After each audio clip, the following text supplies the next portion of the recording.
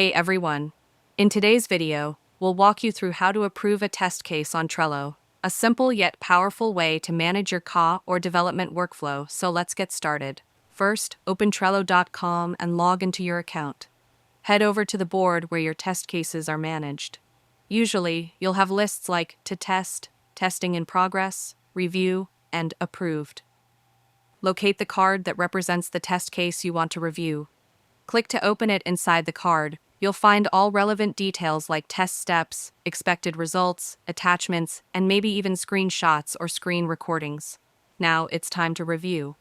If everything looks good and the test case has passed successfully, scroll to the comments section and leave a quick note like Test Case Approved or Passed CA Review.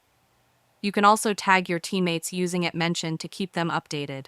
Next, move the card to the Approved list by simply dragging and dropping it, or use the Move option inside the card menu. To make your process more visual, you can also use labels, for example, green for approved, yellow for pending, or red for failed.